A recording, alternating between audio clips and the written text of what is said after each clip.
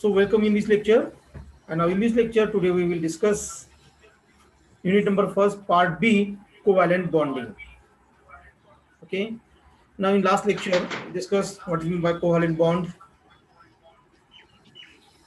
Dear friends, you know that covalent bond is nothing but there are three type of chemical bonds: ionic bond, covalent bond, and coordinate bonds. Okay, and you know that ionic bond formed by transfer of electron. Okay, that means gain or loss of electron. And now in case of covalent bond formed by sharing of electron. Now here atom number one, for example, acts as a non-metal, or atom number two acts as a non-metal or metalloids. Then what happen? One electron sharing of each atom and to form a chemical bond. Now this is a shared pair. Okay, valence shell मधली ही भागीदारीची जोडी, that means electron shared pair. Okay, so in this way form covalent bond in between A and B, in between atom A and B. Okay, now here the most important points: formation of covalent bonds. म्हणजे आता covalent bond कसा form होतो आपल्याला कळालं, sharing due to the sharing of electrons. Okay, पण आपल्याला हे explain करण्यासाठी यामध्ये आपल्याला दोन थेरे या ठिकाणी आपल्याला स्टडी करायचे आहे आणि ते ब्रीफ मध्ये छोट्या छोट्या बीट मध्येच आपल्याला त्या बघायच्या आहेत. ओके, तर फर्स्ट थेरी आहे valence bond theory, which also known as VBT. तुम्ही ऐकलेलं या थेरीचं नाव व्हॅलन्स बॉन्ड थेरी, किंवा या थेरीला म्हणायचं व्हीबीटी थेरी. ओके, नाव next molecular orbital theory, MOT, molecular orbital theory or MOT. Now first valence bond theory. Neha More, Poonam Jadhav, mic off करा बेटा तुमचा.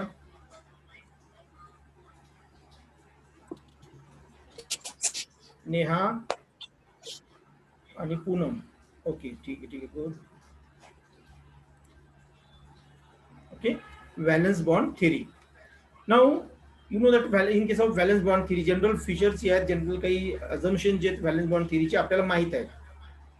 आता आपण 12th मध्ये किंवा त्याच्या अगोदर कदाचित तुम्ही शिकलेला असाल, तर मी थोडक्यात ते रिपीट करतो. आता यात काय लिहिले थेरॉटिकल पार्ट ते तुम्ही नंतर वाचून घेऊ शकता, पण मी ऍक्च्युअल व्हॅलन्स बॉन्ड थिअरी बद्दल तुम्हाला माहिती सांगतो. बघा, name itself suggest valence bond theory. That means here chemical bond due to the sharing of electron or due to the electron which is present in a valence cell.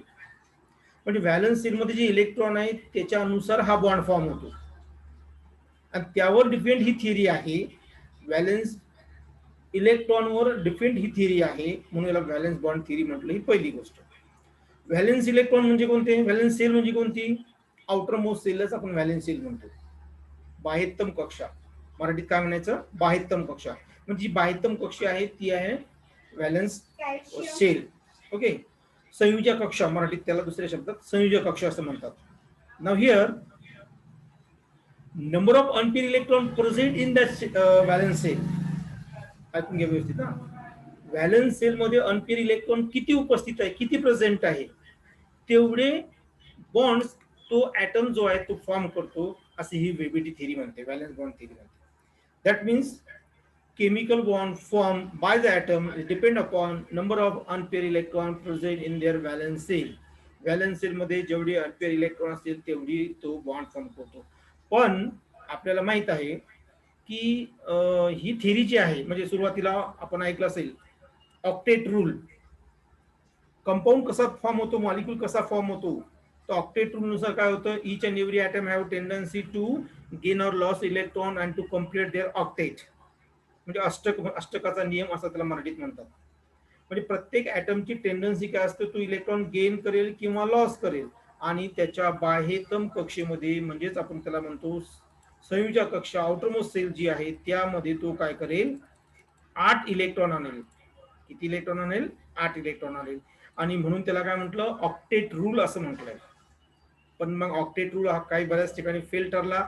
उदाहरणार्थ incomplete octet आणि expanded octet ठिकाणी तो fail ठरला. हे दोन point त्यांनी explain करता आले नाही त्या रूलला, त्या नियमाला, त्या थिअरीला, म्हणून व्हॅलन्स बॉन्ड थिअरी आली. पण आत्ताच मी म्हटलं व्हॅलन्स बॉन्ड थिअरी म्हणजे काय नेमकं. आता ही दिले आपल्याला. In 1927 valence bond theory was firstly joined propose by the Hitler and London. According to this theory, a molecule is formed by the overlapping of atomic orbital. Each atom in compose a molecule retain its individual character.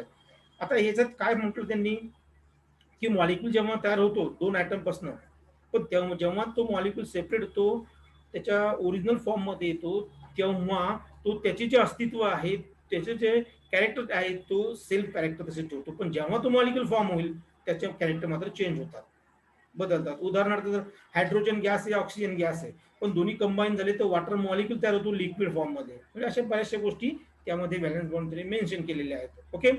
त्याच्यानंतर सगळ्यात महत्वाचा point इथे valence bond थेरीचा आता आपण जो त्याचा तो disadvantage आहे, number of unpaired electron present in valence shell. आता एक उदाहरण घेऊ आपण कार्बनचं. कार्बनचा ॲटॉमिक नंबर 6 आहे. So their electronic configuration as, त्याचं इलेक्ट्रॉनिक कॉन्फिगरेशन काय आहे पहा, 1s2 2s2, okay, and now 2p-ex 2py आणि 2pz. ओके, यामध्ये एक एक इलेक्ट्रॉन असतो.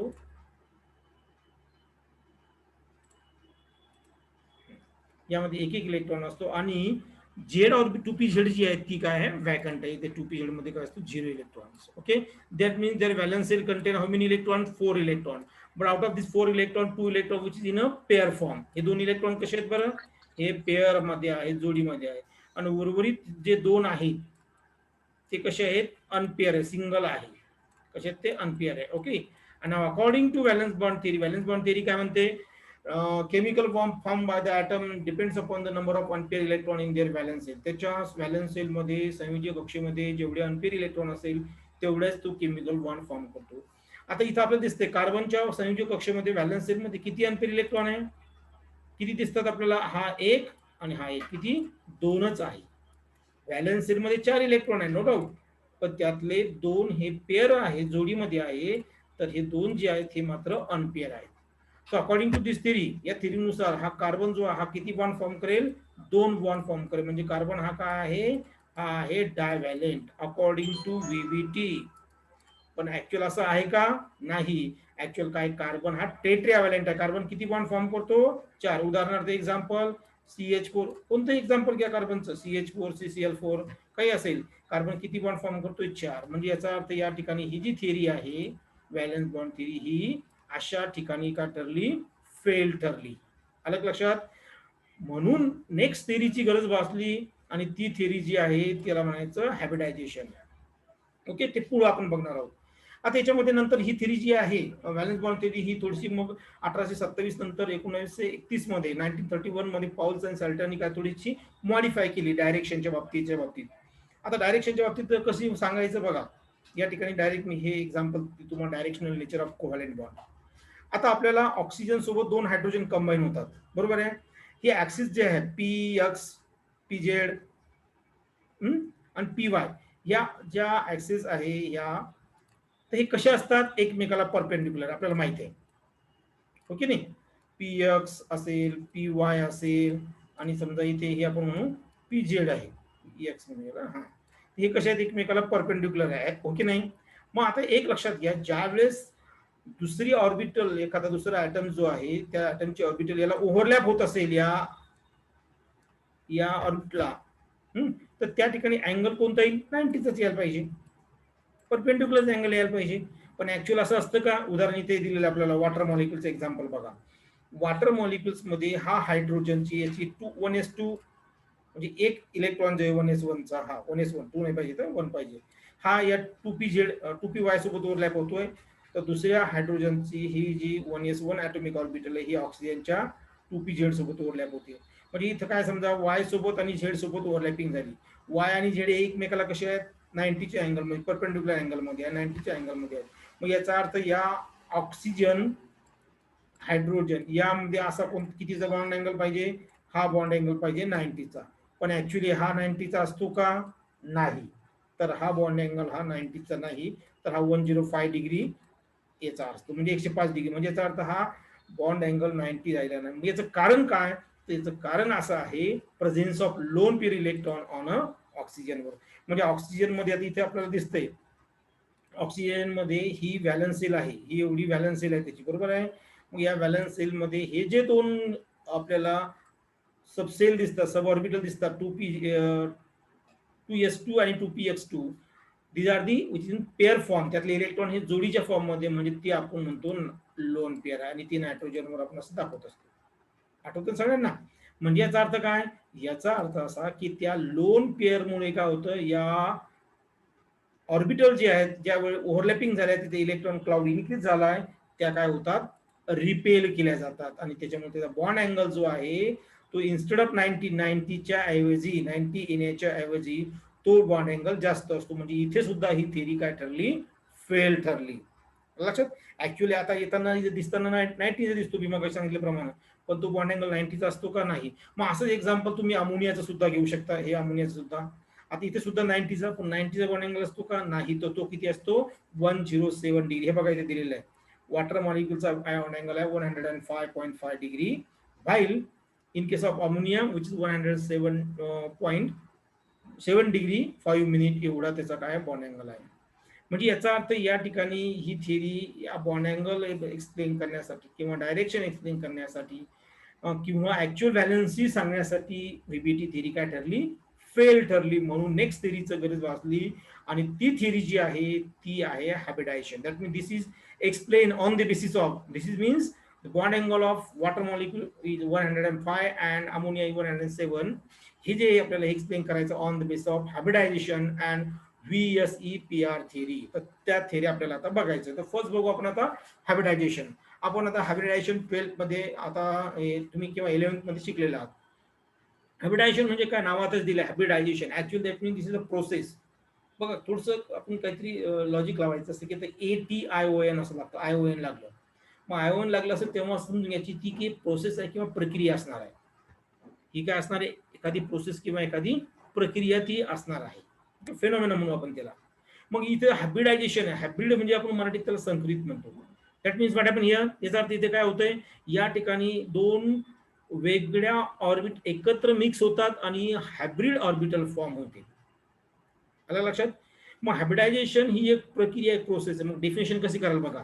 The process or phenomena in which mixing and recasting of atomic orbital. काळजीपूर्वक लक्षात द्या. मिक्सिंग अँड रिकास्टिंग, मिक्स होते आणि रिकास्ट होऊन जाते पुढे. काय? ॲटॉमिक ऑर्बिटल कोणाच्या? Of same or different atoms having nearly same energy and to produce equal number of new set of hybrid orbitals having equal energy, same energy. म्हणजे काय म्हटलं या ठिकाणी बघा, एक उदाहरण जर सांगायचं झालं तुम्हाला तर आता कार्बनचं एक्झाम्पल आपण घेऊ. हे कार्बनचा ॲटॉमिक नंबर, त्याचं ग्राउंड स्टेट मधलं इलेक्ट्रॉनिक कॉन्फिगरेशन जे येतं ते 1s2 2s2 okay, 2px 2py आणि 2pz. तर आपण बघितलं या झेड मध्ये 0 इलेक्ट्रॉन असतात, वाय आणि एक्स मध्ये एक एक इलेक्ट्रॉन आहे, बरोबर आहे. हा, तर आता व्हॅलन्स सेल मध्ये हे 4 इलेक्ट्रॉन दिसतात आपल्याला. आपण जर या ठिकाणी याचं बॉक्स इलेक्ट्रॉनिक कॉन्फिगरेशन काढण्याचा विचार केला तर हे आपल्याला बॉक्स डायग्राम आपल्याला इलेक्ट्रॉनिक त्याची अशी काढता येईल. व्हॅलन्स सेलच्या बाबतीत इकडून इकडच फक्त यामध्ये हे असं येईल बघा. हे आहे त्याचं ground state electronic configuration. Okay, म्हणजे कोणतीही एनर्जी न ऍब्झॉर्ब करता त्यांनी दाखवलेलं इलेक्ट्रॉनिक कॉन्फिगरेशन. आता इथे काय होतं बघा, हा एनर्जी ऍब्झॉर्ब करतो, एक्सायटेड स्टेट मध्ये जातो, आणि याची हे जी इथला जो इलेक्ट्रॉन आहे हा हा इलेक्ट्रॉन या ठिकाणी जातो, इथे येतो. म्हणजे या ठिकाणी इलेक्ट्रॉनिक कॉन्फिगरेशन जे आहे ते आपल्याला या पद्धतीने दिसेल. म्हणजे याला म्हणायचं एक्सायटेड स्टेट इलेक्ट्रॉनिक कॉन्फिगरेशन. कसं? Excited state. ओके, म्हणजे एनर्जी ऍब्झॉर्ब केल्यामुळे तो एक्सायटेड स्टेट मध्ये गेला. हे असं ती म्हणजे या ठिकाणी या चारही अनपेअर इलेक्ट्रॉनच्या ऑर्बिटल असतात. आता होतं काय, ही एक एस ऑर्बिट आहे 2s नावाची. ओके, आणि ह्या 3 पी आहे, बरोबर आहे. ही px py आणि pz. मग ह्या काय करतात, त्यांची एनर्जी मिक्स करतात. आता यांची एनर्जी नियरली इक्वल आहे, मग ती एनर्जी आणि ऑर्बिटल्स काय होतं, मिक्स होतात. आणि मिक्स झाल्यानंतर या ठिकाणी नवीन एक संच तयार होतो. कशाचा? हायब्रिड ऑर्बिटलचा. काय तयार होतो? हायब्रिड ऑर्बिटलचा एक नवीन संच तयार होतो, आणि त्या प्रत्येक ऑर्बिटल मध्ये एक एक इलेक्ट्रॉन असतो. मग आता या ऑर्बिटलला नाव काय द्यायचं, तर सरळ सरळ आहे, इन्व्हॉल्व किती झाल्या, एक एस इन्व्हॉल्व झाली आहे आणि 3 पी इन्व्हॉल्व झाल्या, म्हणजे या ठिकाणी या हॅबिट ऑर्बिटल नाव द्यायचं sp3. पण किती फॉर्म होईल त्या हॅबिट ऑर्बिटल, मग किती होईल, इन्व्हॉल्व किती झाल्या, भागीदारी किती जणांनी केली, 4 जणांनी. कोणत्या 4, एका एसनी आणि 3 पीनी. मग टोटल किती, 4. मग 4 हॅब्रिड ऑर्बिटल तयार होतात, त्याचं नाव आहे sp3 हॅब्रिड ऑर्बिटल. म्हणजे sp3 हॅब्रिड, ही sp3 हॅब्रिड, sp3 हॅब्रिड आणि sp3 हॅब्रिड ऑर्बिटल. तर असं हे जे आहे, या ठिकाणी काय झालं, आपल्याला या प्रोसेसमध्ये मिक्सिंग झालं कशाचं, त्याच्या, आणि रिकास्टिंग झालं कशाचं, ॲटॉमिक ऑर्बिटल. या काय ॲटॉमिक ऑर्बिटल्स आहेत. वैभव आवाज बंद कर बघा तुझा, माईक म्यूट कर. तर या ठिकाणी काय झालं, एनर्जी जी आहे त्यांची एनर्जी काय झाली, मिक्सअप झाली आहे. आणि मग काय म्हटलं, नवीन एक सेट तयार झाला, एक संच तयार झाला हायब्रिड ऑर्बिटलचा, की ज्यांची एनर्जी कशी इक्वल आहे. आता यांची सगळ्यांची एनर्जी कशी इक्वल आहे, म्हणजेच कार्बन जो आहे, कार्बन 4 बॉन्ड का फॉर्म करतो, या हायब्रिडायझेशनमुळे तो फॉर्म करतोय. क्लिअर, इथपर्यंत लक्षात आलं. चला आता आपण पुढच्या पॉईंटकडे जाऊ. यामध्ये हायब्रिडायझेशन जी आहे याचा स्टडी महत्वाचा आपल्याला सगळ्यांना. Hybridization is important for the study of. हायब्रिडायझेशनचा अभ्यास करणं कशासाठी करतो, एक actual valence of an element, valency किती आहे. जसं आता कार्बनची ऍक्च्युअल व्हॅलन्सी किती आहे, 4 आहे. मग ते कसं समजेल आपल्याला, या हायब्रिडायझेशनमुळे. व्हॅलन्स बॉन्ड थेरीनुसार तर व्हॅलन्सी किती येते त्याची, 2च येते. पण ऍक्च्युअल 2 आहे का, खरोखर 2 आहे का, नाही, ती किती आहे, 4 आहे. आता तुम्ही सांगा खरोखर 4 आहे, हे कोणी सांगितलं, सरळ सरळ मॉलिक्यूल बघा ना तुम्ही, कोणताही कार्बनचा मॉलिक्यूल बघा, त्यामध्ये त्यांनी किती बॉन्ड फॉर्म केले दिसतात आपल्याला, CH4 घ्या, एका कार्बननी 4 हायड्रोजन सोबत बॉन्ड फॉर्म केले. म्हणजे याचा अर्थ काय, तो 4 केमिकल बॉन्ड फॉर्म करतोय, त्याची व्हॅलन्सी 4 आहे, ऐक नाही. म्हणजे हे आपल्याला कोण सांगेल, ती ही हायब्रिडायझेशन थिअरी सांगेल. ओके. त्याच्यानंतर बॉन्ड कॅरेक्टरिस्टिक्स. आता त्याची बॉन्ड लेंथ जी आहे, बॉन्ड अँगल जो आहे, आताच आपण म्हटलं बॉन्ड अँगल 90चा येतो या व्हीबीटी नुसार, पण इथे दिसतं का 90चं, इथे 90चा येणार नाही. हे ऍक्च्युअल आपल्याला किती येतो ही थिअरी सांगते. आणि जॉमेट्री त्याची, त्याचा शेप कसा असतो, त्याची जॉमेट्री कशी असते, कोणत्या शेपमध्ये मॉलिक्युल्स आहे ते आपल्याला कळेल. आता तसं जर आपल्याला पाहायचं, कोणी म्हणाल की वॉटर मॉलिक्युल हा पॅरेलल आहे, आपला स्ट्रेट आहे, लिनियर आहे, हायड्रोजन ऑक्सिजन हायड्रोजन असं असेल, पण असं आहे का, नाही, तो थोडासा व्ही शेप आहे, व्ही आकाराचा तो आहे. मग हे कोण सांगेल, ऍक्च्युअल जॉमेट्री त्याची तशी आहे, हे आपल्याला सांगेल हायब्रिडायझेशन. चला आता आपण एक एक पॉइंट. कंडिशन काय हायब्रिडायझेशनच्या, आताच आपण बघितलं की हायब्रिडायझेशन कुठे घडेल, एकाच ॲटमच्या नियरली इक्वल एनर्जी असेल त्या ठिकाणी घडेल, बरोबर आहे. मग ती ऑर्बिटल वॅकंट असो, फुलफिल असो किंवा इनकम्प्लीट असो. त्याच्यानंतर यामध्ये एक्सायटेड स्टेट मध्ये जाणे अत्यंत महत्वाचं आहे. भलाही इलेक्ट्रॉनिक कॉन्फिगरेशन सेम असेल, पण एक्सायटेड स्टेट या ठिकाणी यायला पाहिजे. या काही कंडिशन्स आहेत हायब्रिडायझेशन घडण्यासाठी, कोणकोणत्या अटी आहेत, त्या अटी, त्या कंडिशन्स या ठिकाणी दिलेल्या आहे. म्हणजे व्हॅलन्स सेलच इन्व्हॉल्व्ह होईल, आतल्या जास्तीत जास्त सेल त्यामध्ये येणार नाही, हेच पॉइंट आहे. त्याचं कॅरेक्टरिस्टिक काय आहे, याचं वैशिष्ट्य आहे का हायब्रिडायझेशनचं. तर हायब्रिडायझेशनचं वैशिष्ट्य काय आहे, हायब्रिड ऑर्बिटल किती फॉर्म होईल, जेवढ्या ॲटॉमिक ऑर्बिटल इन्व्हॉल्व्ह होईल. आताच आपण बघितलं कार्बनच्या बाबतीत, कार्बनच्या किती ॲटॉमिक ऑर्बिटल इन्व्हॉल्व्ह झाल्या होत्या, एक एस आणि 3 पी. टोटल किती इन्व्हॉल्व्ह झाल्या, किती जणांनी भाग घेतला, 4 जणांनी. म्हणून हायब्रिड ऑर्बिटल किती फॉर्म होईल, 4. तोच पहिला पॉईंट आहे. दुसरं, the atomic orbital taking part in hybrid is always equivalent energy. Hybridisation मध्ये ज्या ॲटॉमिक ऑर्बिटलनी भाग घेतला आहे त्यांची एनर्जी सारखी किंवा नियरली इक्वल असायला पाहिजे, म्हणजे खूप मोठा डिफरन्स त्यामध्ये असायला नको. हे दुसरा पॉईंट सांगतो. तिसरा, all hybrid orbitals have same similar energy, direction, character, hybrid आणि साईज. आता हे तर आपल्याला आत्ताच म्हटलं आपण की to form a new set of hybrid orbital having equal energy. म्हणजे काय आहे, नवीन जो संच तयार होईल हायब्रिड ऑर्बिटलचा, त्यांची एनर्जी सारखी असेल, डायरेक्शन सारखी असेल, त्यांचे सगळे काही कॅरेक्टर जे आहेत, शेप आणि साईज सगळी सारखी असणार आहे. त्याच्यानंतर hybrid orbitals are more effective for the formation of a stronger bond than a atomic orbital. आता हे एक महत्वाचा पॉईंट हा, हायब्रिड ऑर्बिटल जो बॉन्ड फॉर्म करतो तो स्ट्रॉंग असतो ॲटॉमिक ऑर्बिटलनी फॉर्म केलेल्या बॉन्डपेक्षा. मित्रांनो, याचं बेस्ट एक्झाम्पल सांगतो बघा. हायब्रिड ऑर्बिटलमुळे नेहमी सिग्मा बॉन्डच तयार होतो, समजून घ्या. हायब्रिड ऑर्बिटलमुळे नेहमी कोणता बॉन्ड तयार होतो, सिग्माच बॉन्ड तयार होतो, पाय बॉन्ड तयार होत नाही. आणि आम्हाला माहिती आहे की सिग्मा बॉन्ड हा स्ट्रॉंग आहे पाय बॉन्ड पेक्षा, म्हणूनच हे वाक्य टाकलंय. ओके, चला पुढे. The hybrid orbitals differ from the atomic orbitals in shape, size आणि, आता हे तर आपल्याला शिकलो आपण की हायब्रिड ऑर्बिटल आणि ॲटॉमिक ऑर्बिटल या शेपच्या बाबतीत, त्याच्या आकाराच्या बाबतीत, त्याच्या साईजच्या बाबतीत, त्याच्या एनर्जीच्या बाबतीत वेगवेगळ्या असणार आहे, सारख्या नाही. त्याच्यानंतर hybrid orbitals are oriented in a specific direction to maintain the stability. Okay, म्हणजे हायब्रिड ऑर्बिटल एकदा का तयार झाल्या ना, तर त्या विशिष्ट ठराविक जागेवर जातात. ते ओरिएंटेशन म्हणतो आपण त्याला, स्पेसिफिक डायरेक्शनला ते जातात. का बरं? कारण त्यांच्यामधलं रिपल्शन जे आहे ते कमीत कमी करण्यासाठी, जेणेकरून काय होईल, स्टॅबिलिटी इन्क्रीज होईल, स्थिरता वाढेल म्हणून. हे असे पॉईंट्स याच्यामध्ये दिलेले आहे. तर आता नेक्स्ट पॉईंट आहे, कोणत्या स्टेप्स हायब्रिडायझेशन मध्ये इन्व्हॉल्व होतात. आता आपण बोललो, मी मग सांगितलं तुम्हाला, पहिलं काय होतं म्हटलं, एक्सायटेशन आणि ground state electronic configuration, excited state ह्याच गोष्टी आहे.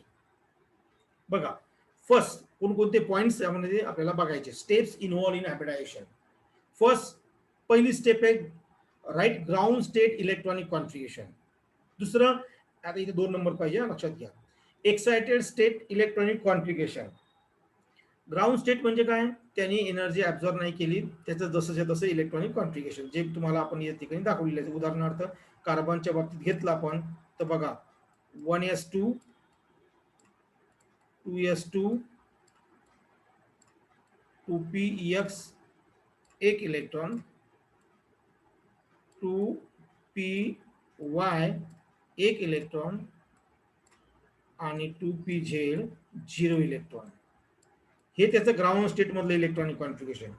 आणि हे कोणानुसार लिहितो आपण, इलेक्ट्रॉनिक कॉन्फिगरेशन, इलेक्ट्रॉन स्वरूप म्हणतात मराठीत त्याला मला वाटतं. तर ते कशानुसार घडत असतो, इलेक्ट्रॉन फील कसे करतो आपण ऑर्बिटलमध्ये, तर according to Aufbau principle, Pauli's exclusive principle आणि हर्न्स रूल. हे जे तुम्ही आता हे 11वीला डिटेल तुमचं झालं असेल, अबाउस प्रिन्सिपल, अबाउस प्रिन्सिपलला बिल्डिंग अप प्रिन्सिपल सुद्धा म्हणतात. त्याच्यानंतर पॉल्स एक्सक्लुझिव्ह प्रिन्सिपल्स आणि त्याच्यानंतर हर्न्स रूल. हे जे प्रिन्सिपल आहे यानुसार इलेक्ट्रॉन भरलेले असतात. हे जे इलेक्ट्रॉन तुम्हाला भरलेले दिसत नाही, हे त्यानुसार भरलेले आहेत. क्लिअर. आता नेक्स्ट पॉइंट आहे एक्सायटेशन ऑफ इलेक्ट्रॉन. इलेक्ट्रॉनचं एक्सायटेशन होतं. एक्सायटेशन होतं म्हणजे काय, इथले जी या ठिकाणचा जो इथे 2 इलेक्ट्रॉन आहे की नाही, इथला जो इलेक्ट्रॉन आहे तो एक इलेक्ट्रॉन काय होतो, इथल्या पुढच्या व्हॅकंट ऑर्बिट मध्ये जातो. का बरं? कारण यांनी एनर्जी ऍब्झॉर्ब केली. मग एनर्जी ऍब्झॉर्ब केल्यामुळे त्याला एक्सायटेड स्टेट मध्ये जावं लागतं आणि त्याचं इलेक्ट्रॉनिक कॉन्फिगरेशन जे येतं अशा वेळेस ते येतं 1s2. ही इनर ऑर्बिटल आहे 1s2, त्याच्यामुळे त्याला काही फरक पडत नाही. 2s2 होतं, आता इथं मात्र 1 येईल. त्याच्यानंतर 2px एकच्या एक आहे ऑलरेडी, 2py या ठिकाणी सुद्धा एक आहे, 2pz मध्ये मात्र इथे 0 होता, आता काय झाला, तो एक इलेक्ट्रॉन या एस मधला तिथे आला, म्हणजे इथे येईल हे. ओके, म्हणजे याचा अर्थ काय, हे एक्सायटेड स्टेटचं इलेक्ट्रॉनिक कॉन्फिगरेशन. कशाचं? एक्सायटेड स्टेटचं इलेक्ट्रॉनिक कॉन्फिगरेशन. चला पुढे आता.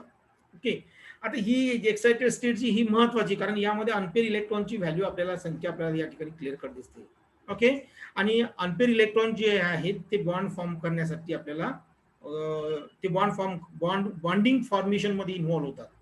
आता mixing and recasting of atom, तिसरा पॉईंट.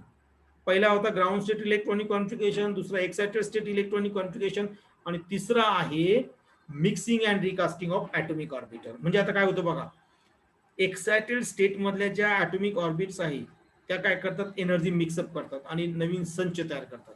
म्हणजे आता ही जे आहेत ना, हे बघा, ह्या काय करतात, त्यांची एनर्जी मिक्सअप करेल या. आता तुम्ही म्हणसाल सर ही काय नाही घेतली, कारण याची एनर्जी आणि यांची एनर्जी वेगळी आहे. बघा, ही 2 नंबरची कक्षा आहे, सेल म्हणतो आपण, आणि ही 1 नंबरची आहे, हा फरक लक्षात घ्या. त्यामुळे एनर्जी वेगळी वेगळी आहे. ओके, मग हे काय होतं, त्यांचं मिक्सिंग आणि रिकास्टिंग होतं. आणि आता हायब्रिड ऑर्बिटल तयार होते, या 4 हायब्रिड ऑर्बिटल तयार होईल, 1 2 3 आणि ही 4.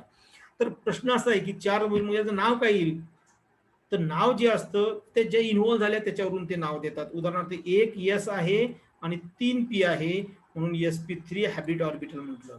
टोटल किती फॉर्म होईल, त्या 1 2 3 4 म्हणून या 4sp3 हायब्रिड ऑर्बिटल फॉर्म होईल. नंतरचा आणि चौथा महत्वाचा point, rearrangement of hybrid orbital. आता बघा, कार्बन जो आहे, कार्बनच्या हायब्रिड ऑर्बिटलचं रिअरेंजमेंट कसं होईल, तर त्या काय होईल, टेट्राहेड्रली काय होईल, त्या टेट्राहेड्रली त्यांची जागा ऑक्युपाय करेल. ह्या हॅब्रिड ऑर्बिटल्स आहेत, यामध्ये एक एक अनपेअर इलेक्ट्रॉन्स आहेत. ओके, या हायब्रिड ऑर्बिटल जे आहेत यामध्ये एक एक अनपेअर इलेक्ट्रॉन्स आहे. या हायब्रिड ऑर्बिटल काय करेल, या अवेलेबल स्पेसमध्ये त्याला जो स्पेस मिळालेला आहे त्या स्पेसमध्ये काय होईल, ओरिएंटेशन करेल, रिअरेंज होईल in available space around the central atom, या सेंट्रल ॲटम भोवती. आणि to minimize the repulsion between them, या एकमेकांमधलं रिपल्शन ते कमीत कमी करेल. काय करेल, कमीत कमी करेल. ओके, आणि यालाच आपण orientation, rearrangement of hybrid orbital म्हणा, किंवा त्याला काय म्हणायचं, ओरिएंटेशन असं सुद्धा आपण त्याला म्हणू शकतो. ओके, म्हणजे अशा या 4 स्टेप यामध्ये आहेत. कोणकोणती? पहिली step ground state electronic configuration, दुसरी एक्साइटेड स्टेट इलेक्ट्रॉनिक कॉन्फिगरेशन, तिसरी mixing and recasting of atomic orbital आणि फॉर्मेशन ऑफ हॅब्रिड ऑर्बिटल, चौथी ओरिएंटेशन ऑफ किंवा अरेंजमेंट ऑफ हॅब्रिड ऑर्बिटल. या 4 आहेत. बरोबर आहे. आता आपल्याला नेक्स्ट पॉइंट बघायचा याच्यामधला तो आहे त्याच्या टाइप्स, हायब्रिडायझेशनच्या टाइप्स आपल्याला बघायचे आहेत. तर बघा, टाइप्स ऑफ हायब्रिडायझेशन आता 12वी मध्ये तुम्ही SP, SP2, SP3 इथपर्यंतच घेतलेलं असेल, इथपर्यंतच ऐकलं असेल, SP, SP2, SP3. पण आता आपल्याला इथे SP3D, SP3D2 आणि SP3D3 सुद्धा आपल्याला यामध्ये स्टडी करायचं आहे, बघायचं आहे. ठीक आहे. तर आता बघा, यामध्ये SP हायब्रिडायझेशनचं जॉमेट्री जी असणार आहे ती डायगोनल किंवा लिनियर, म्हणजे आपण असं सरळ म्हणतो हा एक ॲटम आहे, हा एक ॲटम आणि हा एक ॲटम, अशी सरळ लिनियर, ही अशी लिनियर किंवा डायगोनल असेल. एक्झाम्पल BF2, BeCl2, BH2 म्हणजे बेरिलियम क्लोराईड, बेरिलियम फ्लोराईड, हे त्याचे एक्झाम्पल्स आपल्याला देता येईल. नंतर SP2 हायब्रिडायझेशन, आता याचा जो अँगल आहे, सॉरी काय म्हणू आपण, जॉमेट्री जी आहे ती ट्रायगोनल, म्हणजे अशी जॉमेट्री त्याची असेल, त्रिकोणासारखी ट्रायगोनल त्याची जॉमेट्री त्या ठिकाणी असेल. म्हणजे बघा, सेंट्रल ॲटम, इकडे एक बॉन्ड, इकडे एक बॉन्ड आणि इकडे एक बॉन्ड, अशी जॉमेट्री त्याची असेल. एक्झाम्पल BF3, म्हणजे उदाहरणार्थ इथे F आहे या सगळ्या ठिकाणी. ओके, आणि मध्ये हा सेंटरला जो आहे हा कोण आहे, बोरॉन आहे, असं. नंतर SP3 टेट्राहेड्रल जॉमेट्री, म्हणजे याची जॉमेट्री जी असतात अशी ही 4 अँगलची असेल, टेट्राहेड्रल. ही अशी टेट्राहेड्रल जॉमेट्री याची असेल. Example CH4. नंतर आता SP3D हायब्रिडायझेशन, याचं आहे ट्रायगोनल बायपिरॅमिडल, त्रिकोण, पण वरती एक आणि खाली एक पिरॅमिड असं याच्यामध्ये असेल. म्हणजे यामध्ये आपण आता ट्रायगोनल म्हटलं म्हणजे हा त्रिकोण आपल्याला दिसेल, पण वरती म्हणजे या ठिकाणी एक असेल अशी लिंक आणि खाली सुद्धा असेल अशा फॉर्म मध्ये. ओके, हा ट्रायगोनल बायपिरॅमिड, म्हणजे असे यामध्ये हे त्रिकोण आणि खाली एक पिरॅमिड आणि वरती एक पिरॅमिड असं दिसेल आपल्याला. ओके, त्याचं एक्झाम्पल PCl5, PCl5 हे त्याचं एक्झाम्पल असेल. म्हणजे बघा, सरळ सरळ सांगायचं तर 3 हा फॉस्फरस आहे, या 3 टोकाला हे 3 क्लोरीन, एक वरती क्लोरीन आणि एक खाली क्लोरीन, सरळ सरळ म्हणजे की झालं हे 5 क्लोरीन, हे बघा, आणि हा फॉस्फरस अशा पद्धतीने. नंतर हे ऑक्टेहेड्रल, म्हणजे SP3D2 ऑक्टेहेड्रल, म्हणजे सरळ सरळ यामध्ये पहिला हा, यामध्ये 4 टेट्राहेड्रल फॉर्म होईल आणि मग त्याच्या वरती एक आणि खाली एक ऑक्टेहेड्रल. त्याच्यानंतर आहे SP3D2, सॉरी D3, याला म्हणायचं पेंटॅगोनल बायपिरॅमिडल. म्हणजे आता या ठिकाणी पेंटॅगोनल बायपिरॅमिडल असेल, म्हणजे आता बघा हे 4 झाले आणि हा इथे एक 5वा असेल, हे असं, आणि इथे वरती एक 6 आणि खाली एक 7, अशा ऑर्बिटल्स यामध्ये असेल, याला म्हणायचं पेंट. हे एक्झाम्पल आपल्याला बघायचे आहेत. ठीक आहे, हे एक्झाम्पल आपल्याला डिटेल, हे आपण जनरल एक्झाम्पल्स यामध्ये आहेत दिलेले, त्यातले काही एक्झाम्पल्स आपल्याला या ठिकाणी स्टडी करायचे आहेत. म्हणजे type of hybridisation with geometry आणि एक्झाम्पल्स या ठिकाणी आपल्याला ते थोडक्यात दिलेलं आहे. ओके, चला आता पुढे आपण एक्झाम्पल्स त्यामध्ये एक एक घेऊ. उदाहरणार्थ आपण SP3चं एक एक्झाम्पल घेऊ. आपल्याला SP3D3 हे सगळे एक्झाम्पल्स आपल्याला एक एक घ्यायचे आहेत. आपण SP3चं घेऊ. SP3चं एक्झाम्पल CH4चं आपण या ठिकाणी दाखवू, समजा आता एक उदाहरण, किंवा NH4 पॉझिटिव्हचं. तर डायरेक्ट मी या ठिकाणी तुम्हाला सांगतो. आता बघा, ग्राउंड, पहिले पॉईंट आहे ground state electronic configuration. Atomic number किती नायट्रोजनचा? ॲटॉमिक नंबर जो आहे तो 7 आहे. इलेक्ट्रॉनिक कॉन्फिगरेशन काय? 1s2, 2s2, 2px1, 2py1, 2pz1. बरोबर आहे. बॉक्स इलेक्ट्रॉनिक कॉन्फिगरेशन बघा, पहिल्या याच्यामध्ये पेअर आहे, दुसऱ्यामध्ये पेअर आहे, तिकडं मात्र अनपेअर आहे. ही त्याची व्हॅलन्स सेल आहे. व्हॅलन्स सेल कोणती कर समजून घ्या. ही व्हॅलन्स सेल, संयोजक कक्षा ही आहे, व्हॅलन्स सेल ही आहे, लक्षात घ्या, ही नाही. बरं, आता एक्सायटेड स्टेटमध्ये एनर्जी ऍब्झॉर्ब केली, तो एक्सायटेड स्टेटमध्ये आहे. एक्सायटेड स्टेट केल्यानंतर त्याच्यावर स्टार दाखवत असतं तसं. पण आता एक सिंपल आहे, मला सांगा इथे वॅकंट ऑर्बिटल आहे का? इथे कुठे दिसते का वॅकंट? वॅकंट म्हणजे रिकामी खाली आहे का? नाही. त्याच्यामुळे इलेक्ट्रॉन प्रोमोट होण्याचा काही प्रश्न उरला का? नाही, इलेक्ट्रॉन प्रोमोट होणार नाही. त्याच्यामुळे यामध्ये एक्सायटेड स्टेटचं इलेक्ट्रॉनिक कॉन्फिगरेशन जसं ग्राउंड स्टेटमध्ये आहे तसंच आहे. बघा, वरती जसं इलेक्ट्रॉनिक कॉन्फिगरेशन आहे तसंच आहे, बदल होणार नाही त्यामध्ये. पण आता मुख्य पार्ट सांगतो महत्वाचा. आता याचं हॅबिडायशन होईल. हॅबिडायशन कसं होईल? यातली ही एक ऑर्बिटल्स आणि ह्या 3 ऑर्बिटल्स हॅबिडायशन मध्ये इन्व्हॉल्व होईल. म्हणजे टोटल किती इन्व्हॉल्व झाल्या? 1 एस आणि 3 पी, म्हणजे sp3 हॅबिडायशन यामध्ये घडलंय. आणि किती sp3 हॅबिट ऑर्बिटल तयार होईल? त्यामध्ये 4, 1 2 3 आणि 4 sp3 हॅबिट. आणि ही जी आहे ही ऑलरेडी लोन पेअर आहे. बघा, ही ऑलरेडी पेअर यामध्ये आहे. ऑलरेडी पेअर ही आहे यामध्ये. ओके, म्हणजे आपल्याला ही ऑलरेडी पेअर या ठिकाणी दिसते. म्हणजेच काय, नायट्रोजन जो आहे तो नायट्रोजन काय करेल? टेट्राहेड्रल जॉमेट्री फॉर्म करेल. कारण त्याचा हॅबिडायशनचा विचार जर केला तर तो कोणता आहे? sp3 हॅबिडायझेशन त्याच्यामध्ये आपल्याला दिसते. प्रश्न असा की तुम्ही सर sp3च का? कारण इन्व्हॉल्व किती झाल्या? 1 एस आणि 3 पी, म्हणून sp3. आता बघा यामध्ये हे दिसते आपल्याला लोन पेअर इथे आहे या ठिकाणी, इथे होती नायट्रोजन वरती याला दिली. म्हणजे आता इथे परत एकदा ते स्ट्रक्चर दाखवतो म्हणजे तुम्हाला क्लिअर होईल. हा नायट्रोजन आहे, या 3 त्याच्या ऑर्बिटल्स तयार झाल्या आणि इथे ही लोन पेअर आहे, दिसते. आता होतं काय पहा, काळजीपूर्वक लक्ष द्या. या ठिकाणी ही एक एक इलेक्ट्रॉनची शेअरिंग झाली, इथे हायड्रोजन आला, इथे शेअरिंग झाली, इथे हायड्रोजन आला, इथे ही शेअरिंग झाली, इथे हायड्रोजन झाला, हा झाला NH3. मॉलिक्यूल कोणता झाला? NH3. पण एक सगळ्यांना माहितीसाठी सगळ्यांना लक्षात घ्या, इथे जो आहे या ठिकाणी एक लोन पेअर आहे. एखादा हायड्रोजन ज्यावर इलेक्ट्रॉनच नाही, त्याच्याकडे पॉझिटिव्ह चार्ज आहे, त्याला हा इलेक्ट्रॉन देतो आणि आपल्याला जॉमेट्री बघा ही अशी फॉर्म झालेली दिसते. ओके, म्हणजे ही जॉमेट्री कोणती येते? टेट्राहेड्रल. आणि याचा बॉन्ड अँगल जो दिसतोय हा बॉन्ड अँगल, प्रत्येक बॉन्ड अँगल म्हणजे हायड्रोजन नायट्रोजन हायड्रोजन